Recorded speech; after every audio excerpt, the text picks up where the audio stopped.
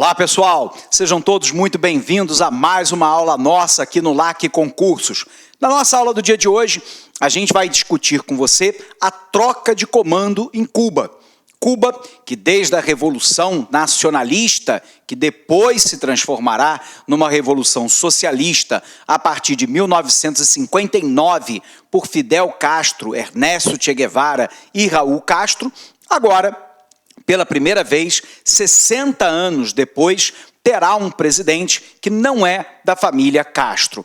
Há uma mudança em curso em Cuba que a gente precisa tentar entender. Ok? Então vamos lá, vamos falar do histórico de Cuba. Primeiro, é importante você lembrar que Cuba, foi uma das últimas nações latino-americanas a se tornar independente. E ela se tornou independente, em grande parte, com o apoio dos Estados Unidos. Nesse sentido, os Estados Unidos, então, consideravam Cuba uma espécie de protetorado na América Latina do país americano. Sendo assim, grandes propriedades de terra, a existência de cassinos, tráfico de drogas, venda de bebida, prostituição eram livremente praticadas em Cuba pelos milionários americanos.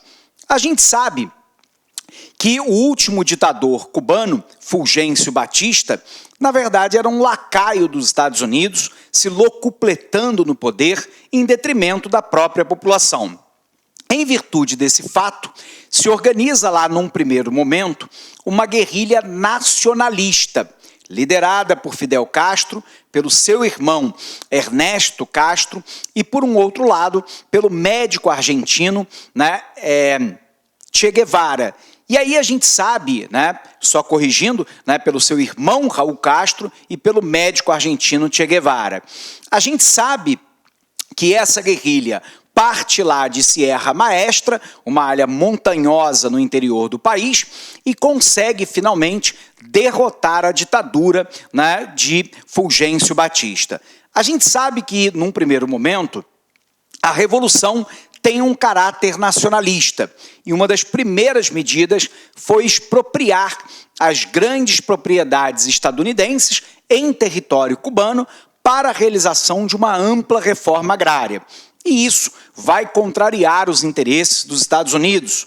Os Estados Unidos, então, vão patrocinar uma contra-revolução que, a partir da Baía dos Porcos, vai tentar tomar o poder dos irmãos Castro. Nós sabemos que essa intentona não foi bem sucedida e, a partir daí, há uma aproximação de Cuba com a União Soviética. Por essa época, década de 1960, você se recorda que nós estávamos vivendo lá a bipolaridade, a divisão do mundo em duas grandes esferas de influência. O Oeste capitalista, liderado pelos Estados Unidos, e, por um outro lado, o Leste socialista, liderado pela União Soviética. A União Soviética, então, tinha interesse nessa aliança com Cuba, porque Cuba, na palavra dos soviéticos, seria a vitrine do socialismo para a América Latina. Por um outro lado, seria lá uma pedra no sapato para os americanos. A gente sabe que os Estados Unidos não queria um país socialista na sua área de influência imediata. E o rompimento entre Cuba e os americanos vai acontecer durante o governo de John Kennedy, na década de 60, quando explode lá a crise dos mísseis. Os aviões espiões norte-americanos descobrem silos de mísseis soviéticos, provavelmente mísseis nucleares, que estariam sendo implantados em Cuba para um possível ataque aos Estados Unidos. O problema é que, como Cuba fica a menos de 150 quilômetros da costa americana, um míssil disparado de Cuba não daria tempo sequer para evacuar a presidência da República. Os militares americanos queriam, então, a invasão imediata de Cuba, antes que os mísseis chegassem. John Kennedy, no entanto, sabia do óbvio, que se os Estados Unidos invadissem Cuba, a União Soviética ia retaliar, invadindo um país capitalista aliado qualquer na Ásia ou na Europa Oriental. E isso poderia ser o estopim para a Terceira Guerra Mundial. Para evitar que isso acontecesse, John Kennedy determina um embargo aéreo e naval a Cuba e, em contrapartida, ele tenta negociar com o líder soviético Mikhail Khrushchev um acordo onde os Estados Unidos retirariam os mísseis nucleares da Turquia apontados para a União Soviética e, como contrapartida, a União Soviética não instalaria os mísseis nucleares em Cuba. O acordo foi celebrado durante 6 dias, um momento de tensão muito forte entre os dois países, mas os Estados Unidos suspende o embargo aéreo e naval, mas impõe um embargo econômico que permanece até os dias atuais. Cuba, então, passa a se organizar a partir de um regime socialista, com o monopartidarismo, ou seja, um único partido político, que é o Partido Comunista Cubano. Para quem é defensor do socialismo cubano, entende que o governo de Fidel Castro, que ficou quase 50 anos no poder, passando o poder hereditariamente para o seu próprio irmão, Raul Castro, isso significou um ponto de resistência importante ao imperialismo norte-americano sobre a América Latina.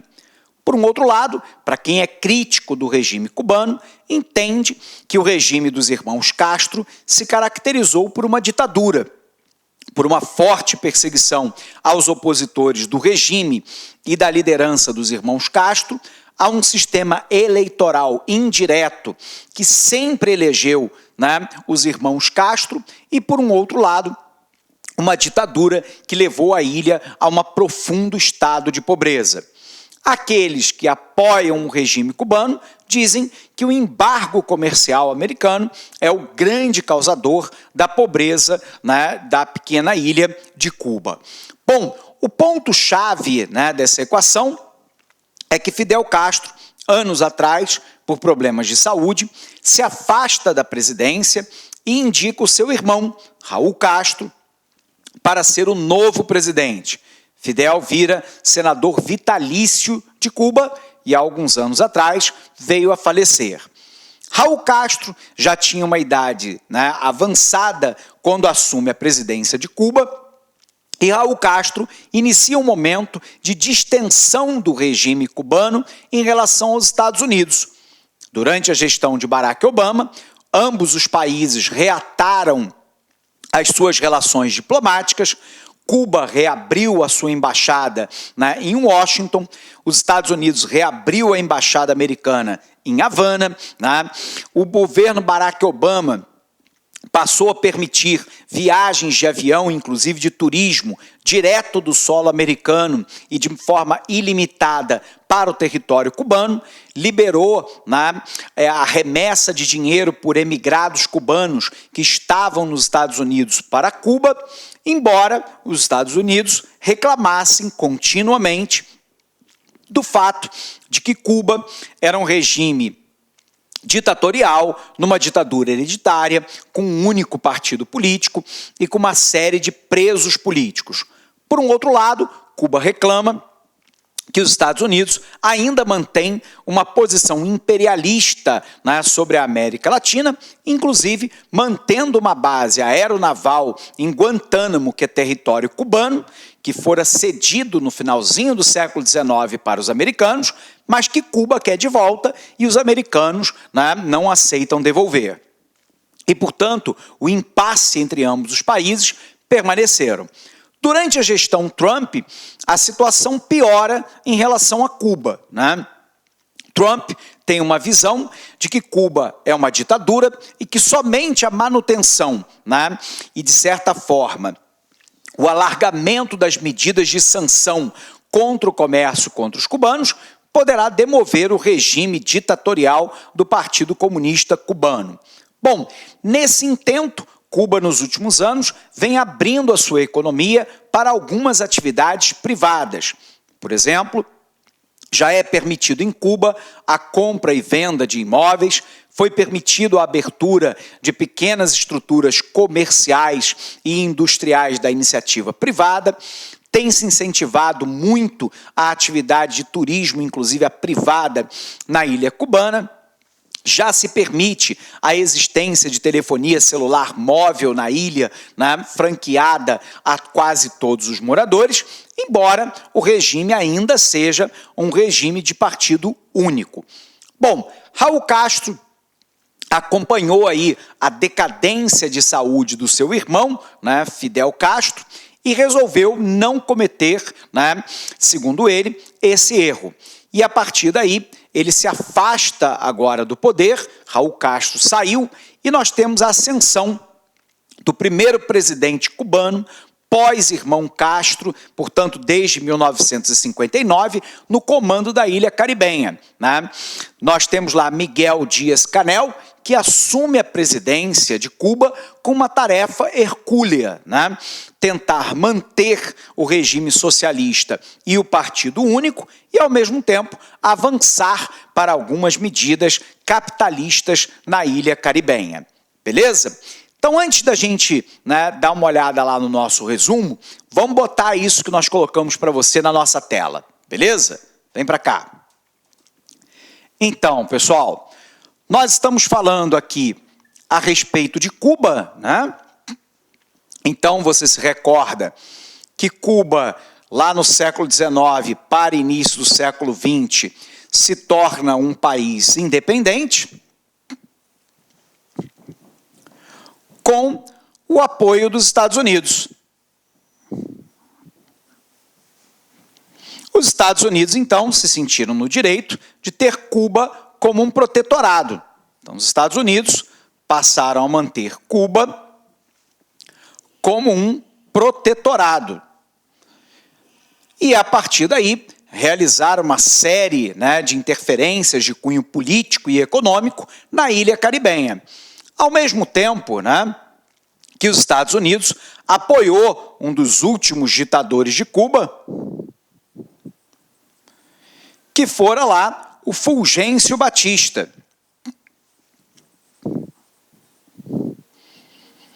A gente sabe que a ditadura de Fulgêncio Batista foi derrotada a partir lá da guerrilha essa comandada, né, por Raul e por Fidel Castro, e também pelo médico argentino Ernesto Che Guevara.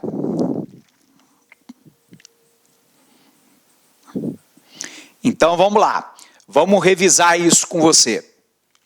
Finalzinho do século XIX para o século XX, nós temos lá a independência da ilha cubana, né, com forte apoio dos Estados Unidos. Os Estados Unidos, então, até 1959, tinha que Cuba era uma espécie de protetorado americano.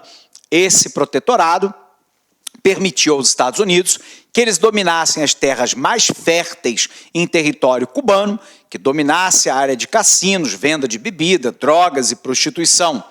Abre aspas, virou um quintal, né, para algumas das atividades, inclusive ilícitas, que não podiam ser realizadas em território americano. Os Estados Unidos apoiavam um ditador, Fulgêncio Batista, a partir de uma guerrilha que se organiza a partir de Sierra Maestra, os irmãos Castro, Fidel Castro, Raul Castro e o médico argentino Ernesto Che Guevara, organizam, num primeiro momento, uma guerrilha de cunho nacionalista, que, num segundo momento, se transformará numa guerrilha socialista, a partir da reação americana, tentando incentivar a contra-revolução. Dito isso, a gente precisa colocar o restante aqui na tela para você. Com a tomada do poder, né, pelos irmãos Castro, os Estados Unidos apoiam a contra-revolução. Então, os Estados Unidos apoiam a contra-revolução. Essa contra-revolução que vai acontecer a partir do desembarque, né, na Baía dos Porcos. Como essa intenção de retomada do poder não aconteceu a contento, os irmãos Castro conseguem rechaçar, né, os contra-revolucionários, há uma aproximação entre Cuba e a União Soviética. A aproximação de Cuba com a União Soviética é onde Cuba passa a ganhar o apoio político, o apoio militar e também o apoio econômico dos soviéticos. Os soviéticos queriam colocar uma pedra no sapato americano e, ao mesmo tempo, ter Cuba como uma vitrine do socialismo para a América Latina. Esse apoio, né, da União Soviética a Cuba vai acabar lá, né, com a crise dos mísseis, onde a União Soviética tentará implementar mísseis nucleares em Cuba apontados para os Estados Unidos. A gente sabe que a crise dos mísseis foi habilmente, né, solucionada pelo governo John Kennedy e, a partir de então, os Estados Unidos passam a exercer sobre Cuba o chamado embargo comercial, que é exercido até os dias atuais. Em determinado momento, esse embargo foi tão duro que os Estados Unidos não compravam nada, não vendia nada para Cuba e tinha sérias restrições a que os parceiros americanos comprassem ou vendessem qualquer coisa para os cubanos. Cuba sobrevive relativamente bem até o fim da União Soviética em 1991. A partir de 91, Cuba passa a ter graves problemas econômicos.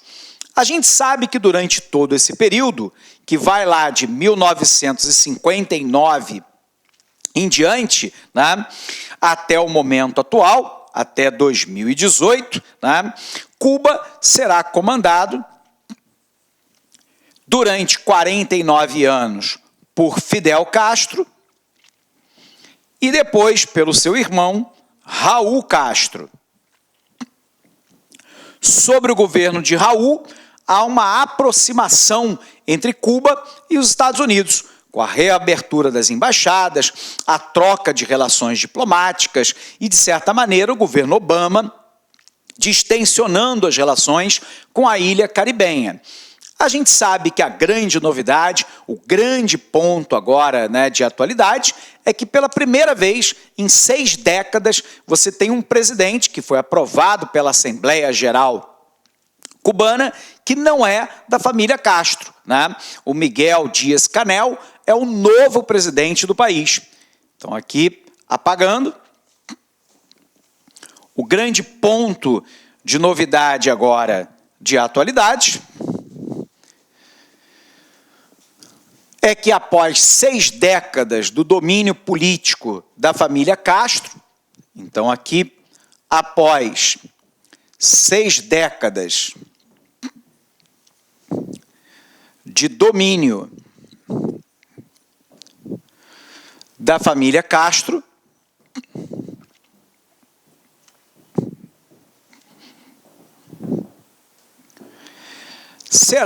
foi, né, na verdade, eleito Miguel Díaz-Canel, o novo presidente do país.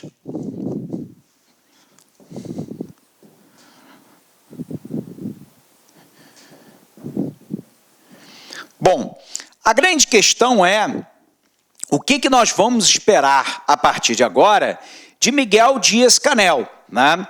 Não se espera, num primeiro momento, nenhuma grande mudança radical que já não estivesse em curso durante o governo de Raul Castro. Teoricamente, Miguel Díaz-Canel vai seguir tentando implementar uma maior abertura da economia cubana, algumas práticas capitalistas dentro do território cubano. Há uma tentativa de manter uma boa relação diplomática com os Estados Unidos, que obviamente agora enfrenta um obstáculo gigantesco, que é a administração de Donald Trump. Trump dá um cavalo de pau na geopolítica americana, se contrapondo, por exemplo, que os Estados Unidos voltassem a estabelecer relação com o regime cubano, enquanto que a ditadura em Cuba, né, não é desfeita, segundo os americanos. Os Estados Unidos não aceitam o fato de que em Cuba existe apenas um único partido político, de que o regime seja o único que é o socialista e que a eleição seja uma eleição indireta. Os Estados Unidos reclamam que Cuba ainda mantém milhares de presos políticos dentro do país e que Cuba não é uma nação que está aberta ao intercâmbio internacional. Inclusive, durante a gestão de Barack Obama, os demais países da OEA, da Organização dos Estados Americanos, fizeram um convite para a volta de Cuba para a organização e, à época, Fidel Castro, ainda vivo, fez um manifesto no jornal Gramina, que é o jornal oficial, né, do regime cubano, dizendo ser contrário à volta de Cuba para uma organização liderada por uma potência imperialista como os Estados Unidos. Então, Cuba ainda está, de certa forma, alijada de parte do intercâmbio, pelo menos na esfera política, dentro da própria América Latina. E o grande obstáculo, óbvio, é sempre os Estados Unidos. Os Estados Unidos sufocam a ilha com um embargo comercial muito duro, que foi diminuído durante o governo Obama, mas tende a se intensificar agora durante o governo de Donald Trump. O Partido Comunista de Cuba não parece estar disposto a abrir mão do poder, muito menos mudar o regime socioeconômico de Cuba do socialismo para o capitalismo, permitir eleições diretas, a libertação de preso político e o voto direto no país. Portanto, há um impasse muito claro entre os cubanos e os americanos nesse quesito. Ao mesmo tempo que Cuba reclama, né, que os Estados Unidos mantêm uma base aeronaval, que é a base de Guantánamo em Cuba, e dentro da base de Guantánamo em Cuba, a prisão de Guantánamo, que ainda tem pelo menos aí 180 terroristas da Al-Qaeda presos. Cuba reclama, né, e nesse sentido me parece que é razoável, que o território lhe pertence e que os Estados Unidos ocupa de maneira despótica. Ok? Então vamos colocar aqui quais são os problemas, né, entre Estados Unidos e Cuba. Então vamos lá. Né? O que os Estados Unidos desejam? Né? Primeiro, o fim da ditadura do Partido Único em Cuba.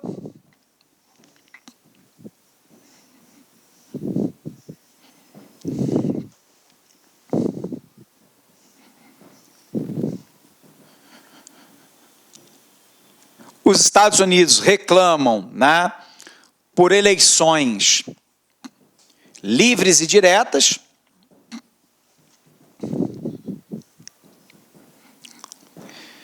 Reclamam também dos presos políticos.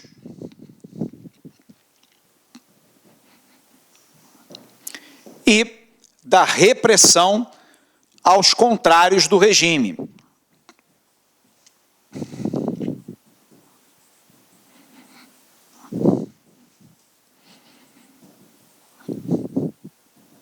Então, os Estados Unidos querem o fim da ditadura do Partido Único em Cuba, querem eleições livres e diretas em território cubano, possivelmente desejam também a troca do regime sociopolítico, né, do regime socialista para o regime capitalista, querem a libertação dos presos políticos e o fim da repressão aos contrários ao regime. Tudo bem? Por um outro lado, vem aquilo que Cuba deseja, né? Então vamos colocar aqui. Sobre a ótica agora dos cubanos, os cubanos querem o quê? Cuba quer, né? Primeiro, o reconhecimento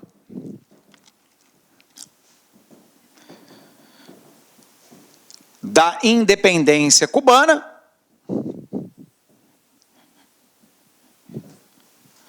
Portanto, querem, na verdade, o fim das tentativas de interferência do poder americano sobre a América Latina e, de maneira muito especial, sobre a ilha caribenha. Eles reclamam que os Estados Unidos ainda mantêm uma postura fortemente imperialista. Cuba quer uma maior abertura comercial e, portanto, o que eles estão defendendo é o fim do embargo comercial.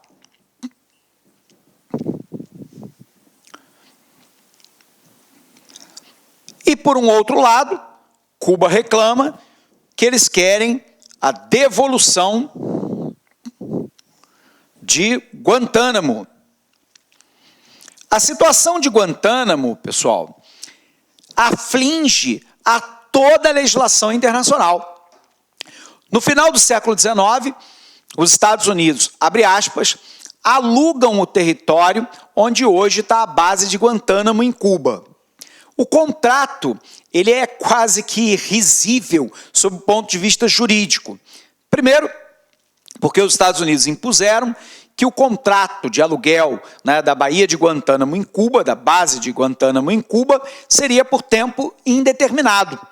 Os Estados Unidos pagariam lá o equivalente a $30 mil por ano, desde que os irmãos Castro assumiram a presidência, que eles se recusam a receber esse pagamento. Por um outro lado, esse contrato não poderia ser rompido, né, se não houvesse a anuência das partes. Como os Estados Unidos, né, não quer romper, teoricamente o contrato não poderia ser rompido. Essa é uma situação que, óbvio, aflige, né, de maneira grave, infringe de maneira muito grave o direito internacional e que os Estados Unidos simplesmente ignoram, né, pelo fato de eles serem a maior potência do mundo. Então, os cubanos querem, né, o reconhecimento da independência cubana, no sentido aqui, né, do fim do imperialismo dos Estados Unidos. Esse imperialismo aqui é palavra cubana. A maior abertura comercial dos Estados Unidos, portanto, o fim do embargo comercial e a devolução de Guantánamo. E essas são questões que, possivelmente, os Estados Unidos não está disposto a negociar, pelo menos por enquanto, e sobre a gestão do Trump, provavelmente não o será. Tudo bem? E assim fica lá um impasse. O novo presidente cubano, Miguel Díaz-Canel, tem então, né, uma tarefa hercúlea: como industrializar a ilha, como trazer desenvolvimento à ilha cubana, já que ele não conta mais com o apoio da ex-União Soviética, que deixou de existir em 91, não conta com o apoio da Venezuela. Durante um período de tempo ele contou com o apoio de Hugo Chávez, já que a Venezuela é a 6ª maior produtora de petróleo do mundo, né? Hoje a Venezuela vive uma grave crise econômica, social e política, e, portanto, Cuba não pode mais contar com o apoio venezuelano. E, ao mesmo tempo, os Estados Unidos mantêm o embargo comercial. Então, Cuba se vê numa situação muito difícil em termos de desenvolvimento. Beleza? Vamos apagar aqui para a gente poder visualizar, então, o nosso resumo lá no material. Apagando o nosso quadro, o que a gente tem, então, para você, pessoal? Nós temos lá que foi proclamado o novo presidente de Cuba pelo parlamento. Miguel Díaz-Canel faz parte de uma estratégia, né, de Raul Castro, como candidato ideal à frente do país, que pela primeira vez lá em 6 décadas não terá um presidente com o sobrenome Castro. No interior da ilha, aqueles que seguem a linha de reformar o socialismo cubano a partir das instituições políticas apostam que Díaz-Canel agirá como o homem da mudança. Parecem não saber que seu poder real será limitado. No plano político, porque Raul Castro continuará à frente do Partido Comunista até 2021, ou até que a sua saúde o permita. O Partido Comunista é o órgão que rege a sociedade cubana, segundo está estabelecido pela própria Constituição. No plano militar, a limitação vem por causa do controle exercido atualmente por Alejandro Castro Espín, que é o filho de Raul Castro, né, sobre o setor e sobre os serviços de inteligência e segurança nacional. Então, o Raul Castro ele deixa a presidência mas continua como presidente do Partido Comunista Cubano, que dá a palavra final em política, economia, assuntos militares, de inteligência, estratégia, e o filho de Raul Castro comanda o setor militar de inteligência e segurança do país. Então, o poder dado a Díaz-Canel é muito menor do que o faz crer, né, no momento atual. No plano econômico, o monopólio do grupo Gaesa, que domina quase toda a economia varejista e o turismo, também ata as mãos do pupilo de Raul Castro. Ao mesmo tempo, a oposição na ilha e no exílio considera Miguel Díaz-Canel uma simples marionete, né, de Raul Castro.